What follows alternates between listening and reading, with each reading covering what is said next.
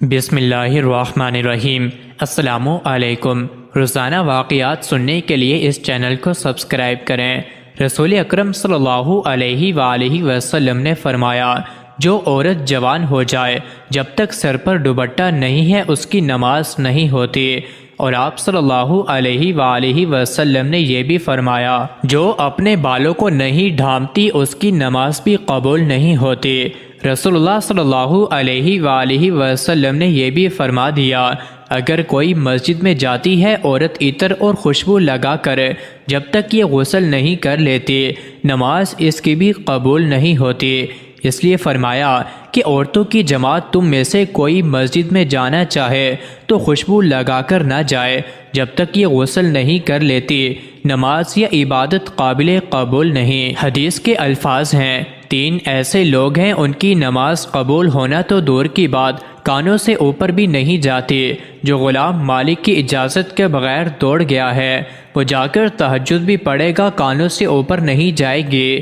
ایسی عورت جو اپنے خاوند کو ناراض کر کے رات گزارتی ہے اس کی نماز بھی کانوں سے اوپر نہیں جاتی۔ اور ایسا انسان جو لوگوں کو نماز تو پڑھاتا ہے لیکن لوگ اس کی امامت پر خوش نہیں ہیں، پسند نہیں کرتے۔ شرط یہ ہے کہ کوئی شرعی سبب ہو، ویسے مزاج کی بات نہ ہو۔ ایسے انسان کو اگر کسی سبب کی وجہ سے لوگ پسند نہیں کرتے تو ایسے انسان کی نماز بھی کانوں سے اوپر نہیں جاتی۔ ایسے انسان کی نماز بھی کانوں سے اوپر نہیں جاتی جس کو کہا نہیں گیا کہ تم جنازہ پڑھاؤ، وہ جنازہ پڑھاتا ہے، کہتا ہے میں ہی پڑھاؤں گا، یعنی ضد بازی میں ایسا کرے گا۔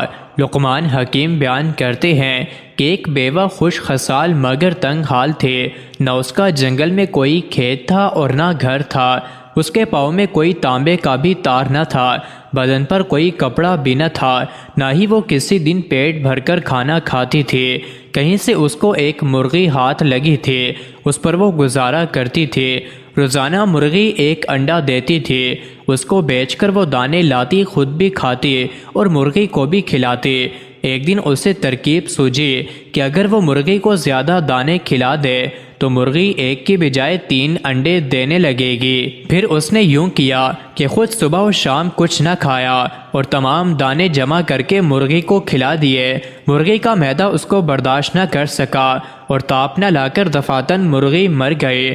حضرت احمد حضروی رحمۃ اللہ علیہ ایک دفعہ کسی بزرگ کی خانگاہ میں بوسیدہ لباس پہنے ہوئے پہنچے تو وہاں کے لوگوں نے آپ کو حقارت سے دیکھا لیکن آپ خاموش رہے۔ پھر ایک مرتبہ کنویں میں ڈول گر گیا تو آپ نے انہی بزرگ کے پاس جا کر کہا کہ دعا فرما دیجئے کہ ڈول کنویں سے باہر آ جائے۔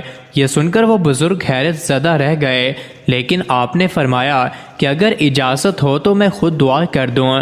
چنانچہ اجازت کے بعد جب آپ نے دعا فرمائی تو ڈول خود بخود کنویں سے باہر نکل آیا۔ یہ دیکھ کر جب ان تمام لوگوں نے آپ کی تعظیم کی تو فرمایا کہ اپنے مریدین کو ہدایت فرما دیجئے کہ مسافر کو حقیر نظر سے نہ دیکھا کریں۔ مزید ایسے ہی ویڈیوز کے لیے چینل کو ضرور سبسکرائب کریں۔